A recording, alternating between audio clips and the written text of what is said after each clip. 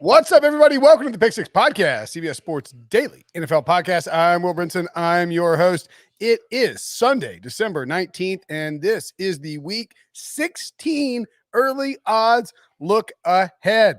Joining me to break down those odds, to look at the what lines we like early on in Week 16, the one, the only, John Breech. Breech, what is up?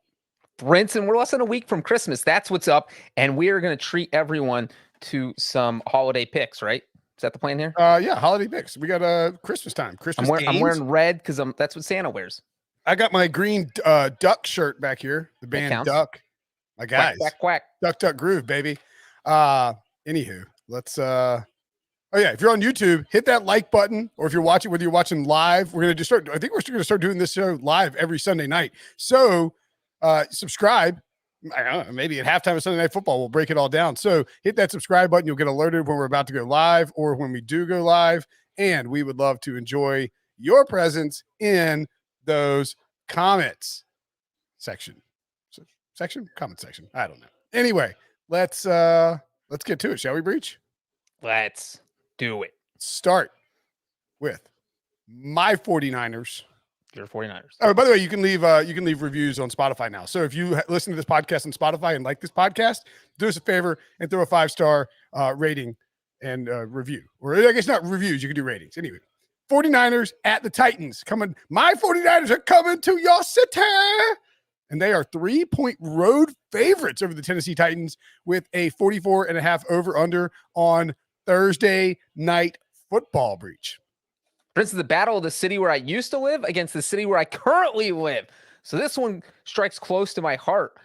You know what, though? The Titans have been an absolute disaster the past few weeks. They had that when Derrick Henry went down with that injury, their offense has just slowly gotten worse each week. And if their defense doesn't play a perfect game, it just seems like they're going to lose. And we saw that, when Henry originally went down, the defense played fantastic against the Rams, fantastic against the Saints. They actually won their first 2 games after the injury. Since then, they've lost 3 of 4. They've only scored 13 points per game in those 3 losses. And it just feels like they can't get on track. They don't have the weapons to get on track. Julio Jones got injured on Sunday. And then you look at the 49ers. They are the opposite. They are on a roll. They're unstoppable right now. I would say I love the 49ers here, but here are the 2 things that make me a little uneasy. Number one, they have to fly halfway across the country on a short week. I think this is one of the longest road trips any team has to make for a Thursday night game this year.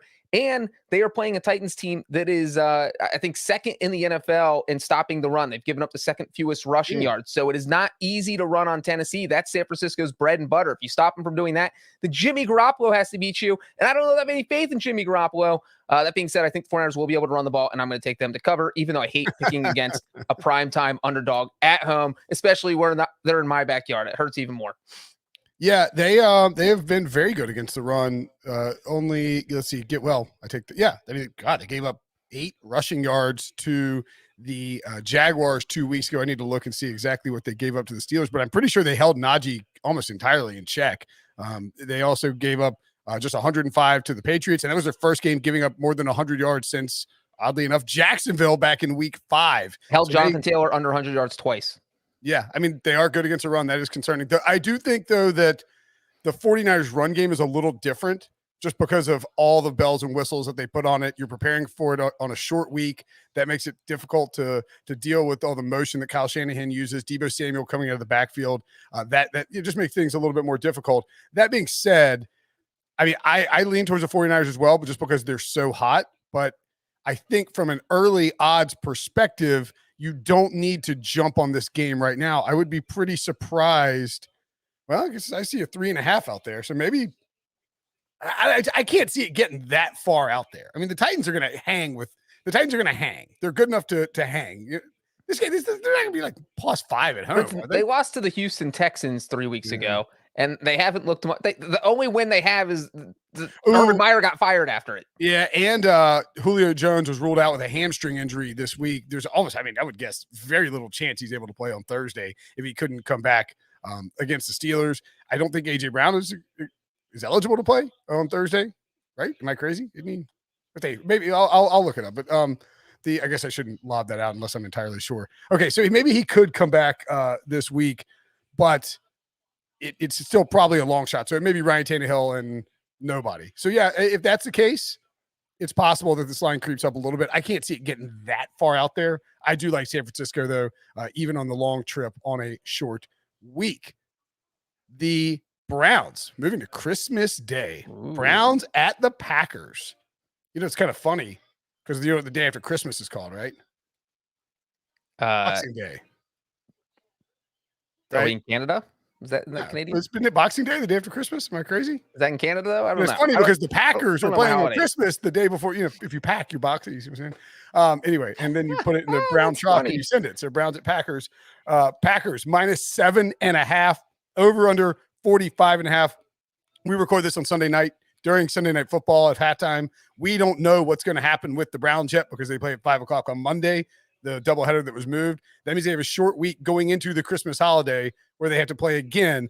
But if they beat the Raiders on Monday, and like I said, we won't know that for about 16, 18 hours. If they beat the Raiders on Monday, they'd be in first place in the division because they would take the Bengals spot there. Just thought I'd let you get that information in there. Anywho, Packers -7.5, over under 45.5. Your thoughts here, Breech? Yeah, here's a fun fact about the Bengals, Brinson. They actually played in the first regular season game ever played on Christmas. It was in 1989, and I know that because my dad wasn't around for Christmas because he was playing in the game.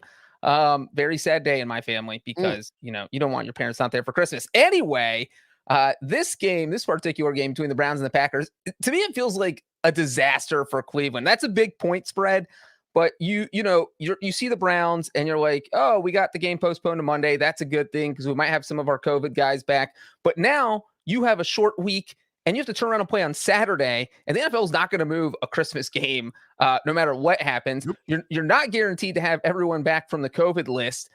So your situation's just even more dicier. And the Packers are 10 times better than the Raiders.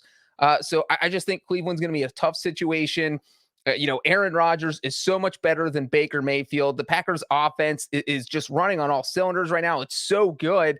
And, I just don't know what to make of the Browns. Even if they beat the Raiders on Monday night, I don't think that's going to sway me. It is Christmas on the frozen tundra of Lambeau Field. I'm taking the Packers.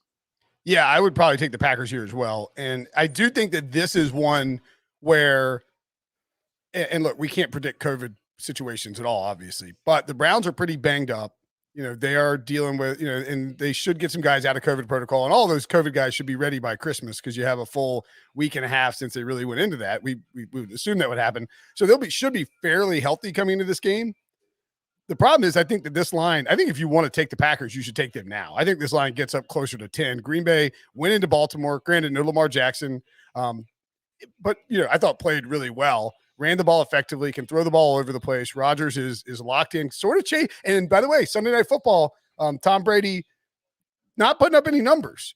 He's, Aaron Rodgers could swoop in and steal an MVP here if he like went scorched earth down the stretch. And I think he knows that. I think he'd love to pull that on Tom. I think he'd love to get home field advantage. And with the Cardinals losing, and again, we'll know about the Bucs later, the Packers have to be feeling good about that. So I think that this line moves closer to 10. If you like the Packers, you want to take it now.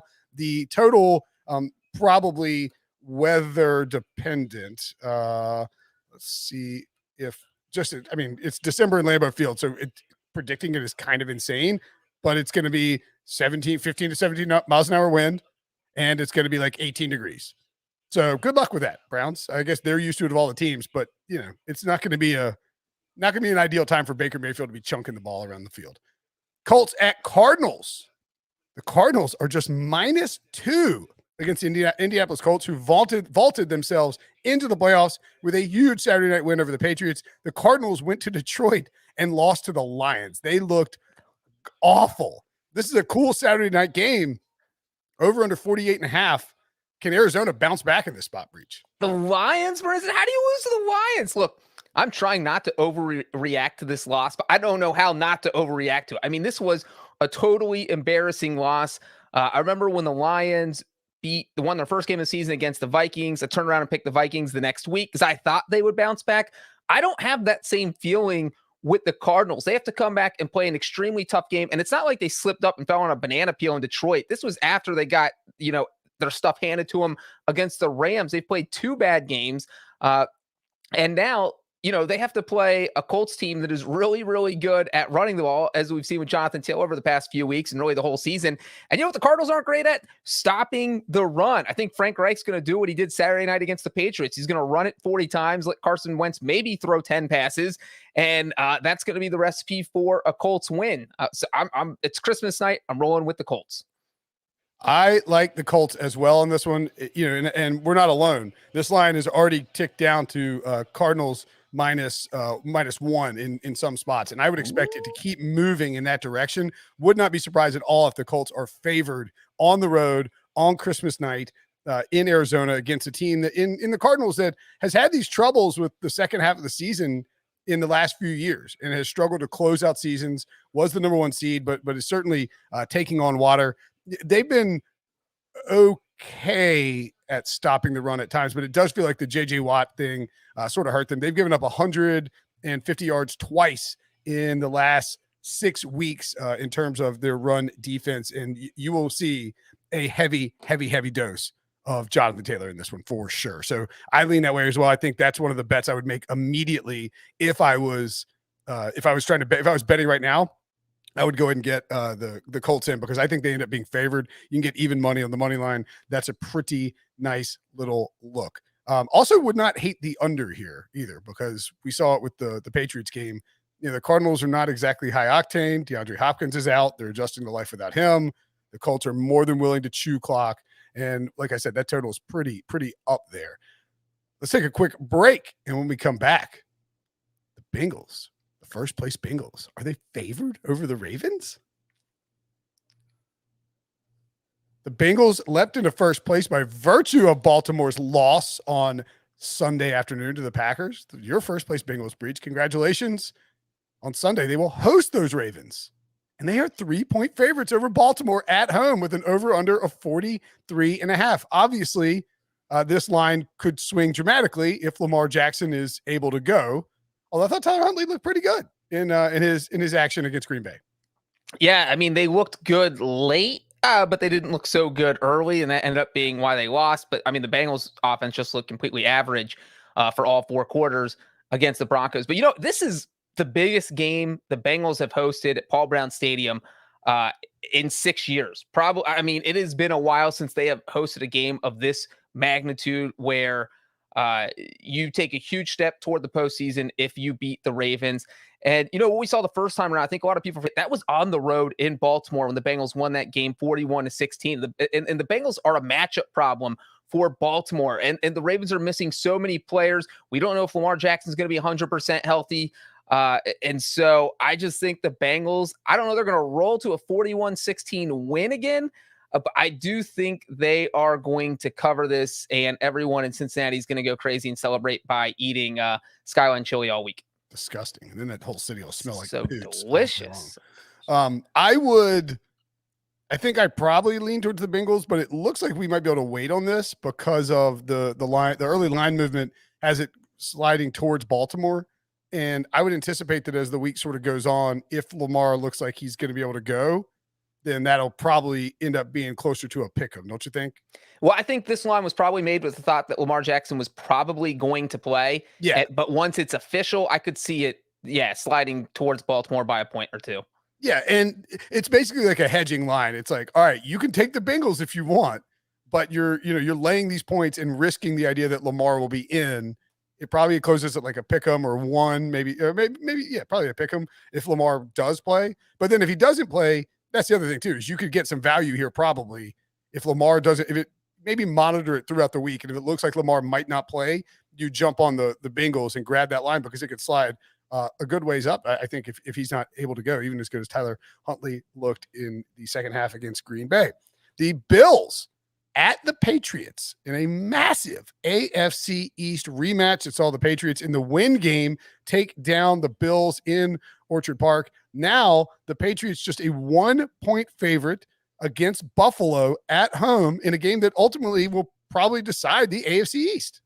You know what, Brinson? Before we got started here, the first thing I did was Google the weather in Foxborough. It's like, I don't know what's going on this weekend. And there are not going to be 700-mile-an-hour winds. So take the weirdness out. That first game was so weird. I don't even know what you did we learn anything from it other than that Bill Belichick had a Navy game plan in his back pocket that he was breaking case of emergency and he used it? That's what we learned. You know what, though? I still think the Bills are a slightly more talented team on paper. All their advantages were taken out from that, 60-mile-an-hour winds because Josh Allen can't sling the ball accurately, and that cuts down on your ability to pass. And so that hurt the Bills more than it hurt the Patriots that night. And I think in normal weather, and I think normal weather in this case is going to be about 40 degrees and sunny, which is as good as you can get in Northeast Massachusetts during the winter. I think in normal weather, the Bills are the better team, and I'm going to take Buffalo here. Yeah, I mean, it's a tough one to sort of wrap your brain around because we saw what happened in Orchard Park. It did feel like Belichick has sort of sent Sean McDermott and Josh Allen on tilt a little bit for the next couple of weeks. Like McDermott's crying at halftime of the Bucs game. He was like extremely stoic even for him on the sidelines of this Panthers game. And look, a big 3-week stretch for the Bills in the sense that you have the Patriots at home, then you go to Tampa, and then I know that people probably don't think about Carolina and Buffalo much, but that's where Sean McDermott coached.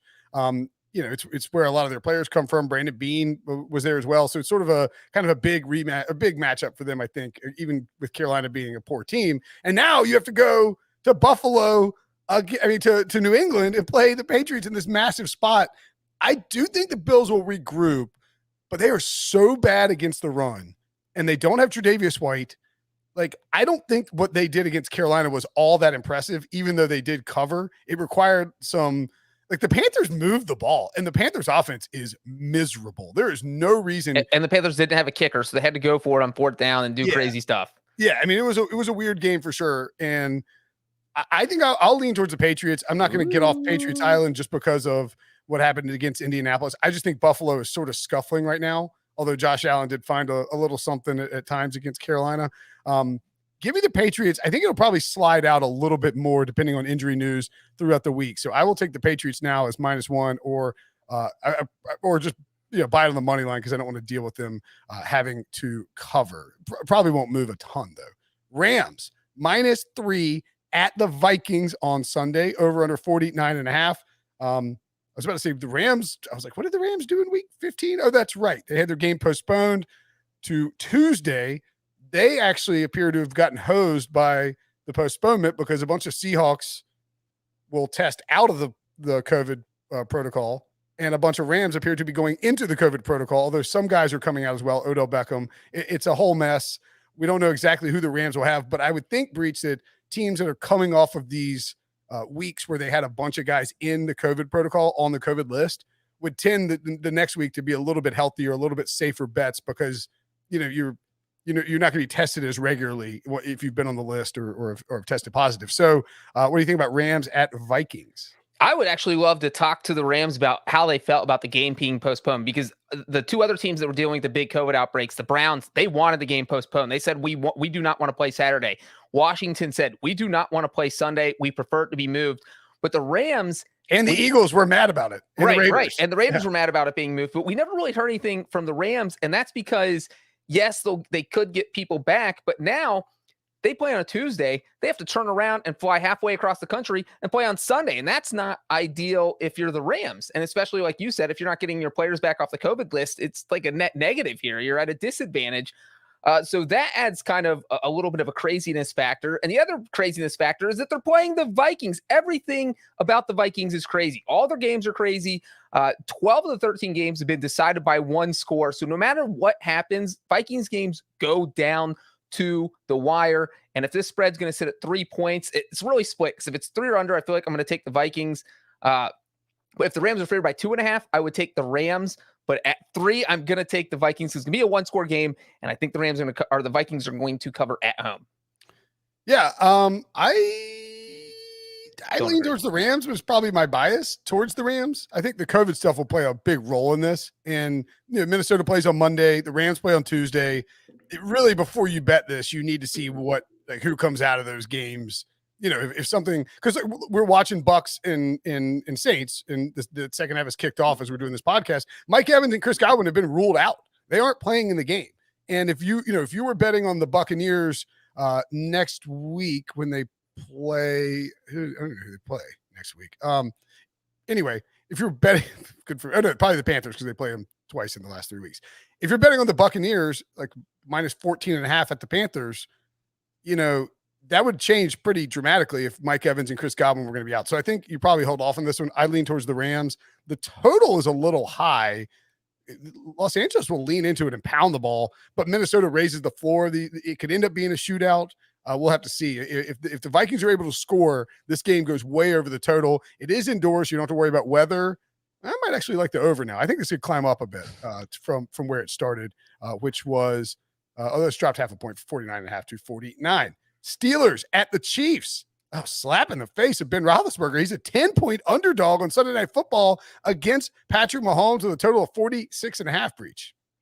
Yeah, this is definitely a slap in the face to Big Ben. You remember what happened like in that Chargers game? That was Sunday Night Football. They were down like 27-10. Ended up being one of the craziest games of the year. They went in prime time a few weeks later against the Vikings. That Thursday night game down 29-0. That ended up being one of the craziest games of the year. So you put the Steelers in prime time, crazy things are going to happen. You know what, though, is that for the Steelers right now, every game is basically a playoff game. Because if you lose, your season is, for all intents and purposes, it's over. You're not going to make the playoffs if you lose this game if you're Pittsburgh. So I just feel like a double-digit point spread against a team that is going to be very desperate doesn't sit well with me. And the Steelers defense, TJ Watt, great at rushing the passer. I think they can kind of slow down Patrick Mahomes. And if the Steelers defense does struggle at one thing, it's stopping the run. But the Chiefs aren't really built to take advantage of that. So, this is just too big of a point spread. I think I'm going to take the Steelers to cover. Yeah, I would lean towards the Steelers as well right now. And I think you probably take it now because it would, in my opinion, drop down below 10. And Chris Jones is a huge factor here because we saw, this past week that if Chris Jones isn't playing, you can run on the Chiefs easily. And so if Chris Jones is unable to go for any reason, I think there's a very good chance that Najee Harris would have a monster game and the Steelers would lean on him. I think the Steelers will be able to score against Kansas City despite their defense having improved. So if you're giving me double digits and Big Ben, maybe this is a 4:00 game. Is it Sunday Night Football? They flex it? Is it Sunday? I get the schedule from you. I don't know. Yeah, I got it from Debo. No, Sunday Night Football is Washington Football Team, and then Monday is Dolphins-Saints. Sorry, that's a 4:25 game in Kansas City. So yeah, I mean afternoon game. Big Ben Steelers. Give me the 10 points here, and I think it probably drops. And that's a lot of points for a desperate AFC team that is on the cusp of the playoffs. All right, finally. Dolphins at Saints. That's the Monday Night Football game. Saints minus 3.5. Of course, they are playing right now. They are hosting the white hot Miami Dolphins, who just can't lose a football game. Even when they're close against the Jets, they found a way to win. The Dolphins have creeped right back into the playoff hunt at 7-7. The Saints are currently leading the Buccaneers, but it's way too close for us to tell exactly what will have happened in that game. But suffice to say, with the way the NFC is set up, both of these teams are desperate on Monday night in New Orleans, trying to find a way to win. Yeah, it's crazy when you look at the Dolphins. They're one of the hottest teams in the NFL, but you don't hear a lot about their 6-game winning streak because it only got them to 7-7. They're just at 500. But you know what? The thing is, during this winning streak, the one side of their team that's been playing so well is their defense. They're giving up barely 13 points per game, and they're just shutting their opponent down. And, now you get to play a Saints team where Taysom Hill is quarterback. The Saints team is not exactly very high-powered on offense. So I think the Dolphins D will continue to have a lot of success. And you know what? Tua didn't have Jalen Waddle on Sunday against the Jets. Jalen Waddle is his security blanket. He loves getting quick passes off to him.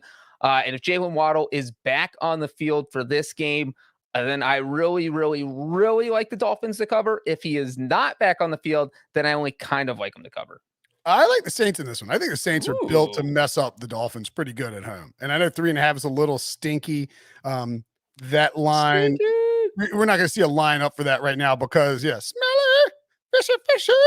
Because the Saints are playing a football game and, Taysom Hill were to go down, that would, Alvin Kamara, et cetera, that would change things up. I just think the Saints are a bad matchup for the Dolphins, who are not going to win every single game for the rest of time. New Orleans plays great defense at home, plays great defense in general, should get Sean Payton back. Cameron Jordan playing really well right now, just crossed over the 100 career sack mark.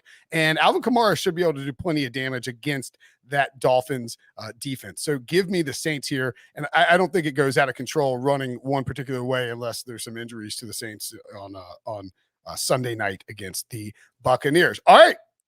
That's it for the week 16 early odds look ahead. Breech, awesome stuff as always. If you listen or you watch on YouTube, hit the like button, subscribe on the podcast platforms, hit the rating on Spotify, and make sure to tune in after Sunday Night Football when we do our weekly recap.